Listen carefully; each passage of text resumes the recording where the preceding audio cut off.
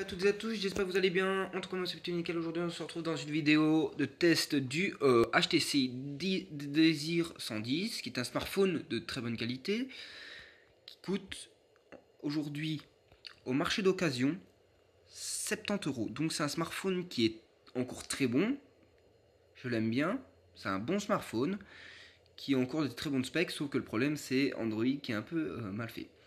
On va passer d'abord, avant de faire... Je vous ai dit sur la dernière vidéo que j'allais faire des thèmes, j'allais faire l'hardware et quelque chose comme ça. Maintenant, on va commencer par la qualité d'image. On a un écran qui est plutôt pas mal. Le problème qu'on peut constater, c'est qu'on voit les pixels à la caméra. Je ne sais pas si vous les voyez. Voilà. On devrait les voir, vous voyez un peu de pixels. Donc oui, on voit les pixels. On a un écran QHD, c'est pas un écran Quad HD, c'est un écran QHD, c'est même pas c'est moins que du 720p. C'est un écran de 640 par... C'est 800, je sais pas, c'est une ratio assez, une résolution assez bizarre qui est utilisée sur smartphone. On a un écran de 4,7 pouces, donc voilà.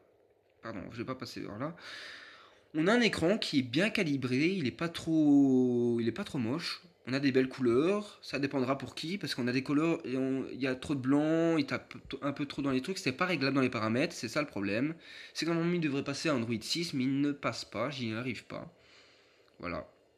Et en plus, c'est même pas une version européenne, c'est une version chinoise, donc c'est encore pire.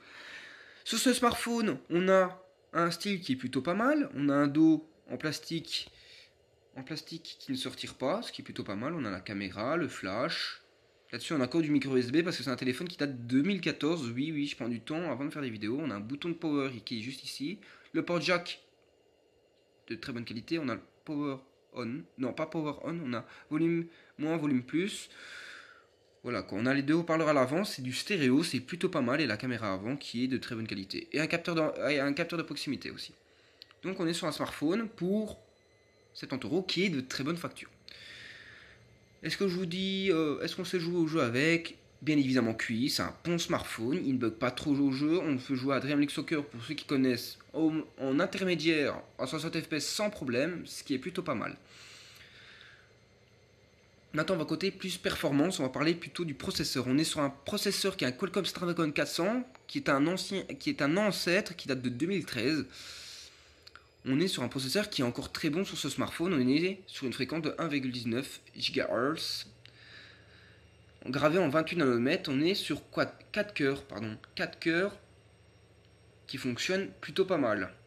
Avec le Qualcomm 400, on a un Adreno 305 cadencé à 450 MHz. Qui est très bon aussi. Maintenant, on va passer, comme je vous l'ai dit, c'est du 520 par 960, donc on n'est pas sur du 720p. Il y a 1 Go de RAM, donc 815 utilisable réellement par le téléphone, et on a 8 Go de stockage, 4,30 utilisé par le téléphone, ce qui n'est pas énorme. Dans le système, comme je vous l'ai dit, on est sur Android 4.4.2.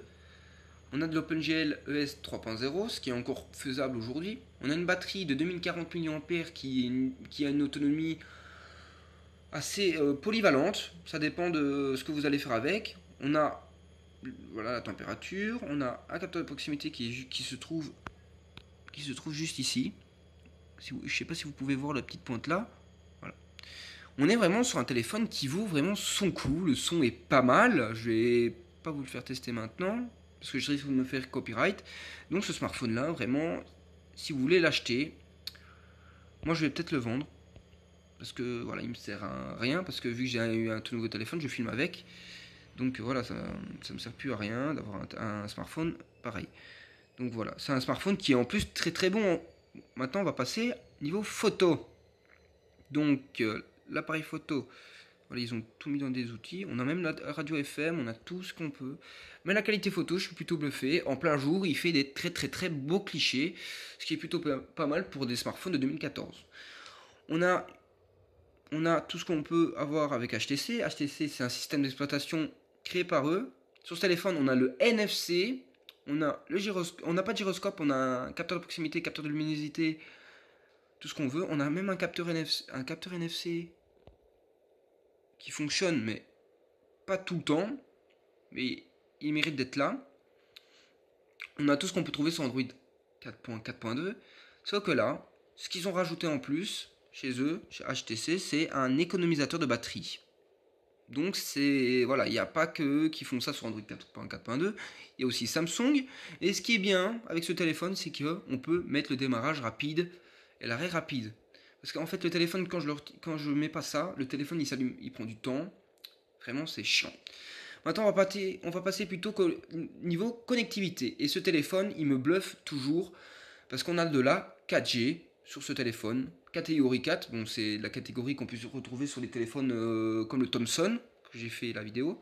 On a un Wi-Fi BGN, 2,4 GHz, on n'a pas de 5 GHz pour ce processeur, et on a Bluetooth 4.0, éco d'énergie. Donc c'est un bon téléphone qui mérite bien son prix de 70 € maintenant aujourd'hui. On a du son stéréo, on a des appels qui se font très très bien, on entend bien son interlocuteur.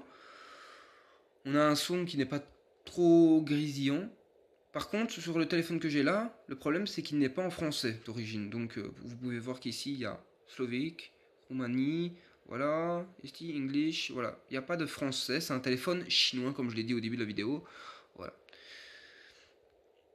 Maintenant, le problème, c'est que pour l'instant, je ne achèterai pas de téléphone parce qu'avec le coronavirus, nos boutiques sont bientôt en déstockage, donc ça va être difficile pour moi de racheter des téléphones, donc voilà. Aussi, on va passer au débit qu'on peut avoir avec ce téléphone. Est-ce que les débits sont assez bons pour un téléphone de cette envergure? Je vais vous dire oui et non. On a un très bon débit avec le Wi-Fi qu'on a. On a du Wi-Fi 2,4 GHz. On arrive quand même à monter à 30 Mbps par seconde. Ça veut dire 30 MO par seconde. Avec une connexion non fibrée. On est encore à la DSL, vous pouvez le voir ici. On a 33 en bas. Et on a 5,95 pour uploader. Ça, c'est téléchargement 33,3. C'est le téléchargement. 5,95, c'est l'upload. Pour uploader les vidéos, quoi. Voilà. Donc, c'est un smartphone qui a une bonne connectivité encore aujourd'hui, pas l'une des meilleures, mais une très bonne connectivité. On a aussi un emplacement de carte SD et un emplacement nano SIM. Oui, en 2014, c'était déjà du nano SIM, ce qui est plutôt pas mal sur ce téléphone. Et aussi, en parlant de charge, on a une autonomie. Je vous ai pas montré les scores, pardon. On a une bonne autonomie que je vais vous montrer tout de suite dans la galerie. Donc, juste ici, 2600. Pardon, désolé, j'ai fait une petite bêtise. Pardon. De 2677 en Work Performance Score. Vous pouvez voir que ce score est plus gros que celui-là du Thomson. Ça, je ne comprendrai pas. Bon, pour ceux qui se demandent pourquoi... Ah ouais, non. C'est vrai, c'est capture l'écran. Voilà. On a 2777, c'est un très bon score parce que aussi Qualcomm, ils faisaient des bons processeurs à l'époque. Et comme vous pouvez le voir sur cette photo, on a 4h12 d'autonomie, il s'arrête à 17%, donc on a encore 4h30 d'autonomie, ce qui est plutôt pas mal, ce qui m'a surpris le plus. Donc là j'ai fait un score performance, on a fait 2765, voilà. C'est un bon, je peux dire que c'est un très bon smartphone, quand il n'est pas chaud. Voilà, j'espère que cette vidéo de test vous a plu. N'hésitez pas à mettre un pouce bleu et à vous abonner à ma chaîne. Si vous aimez ce genre de vidéo, dites-le moi dans les commentaires. Je vous dis à la prochaine pour une autre vidéo. Allez, bisous.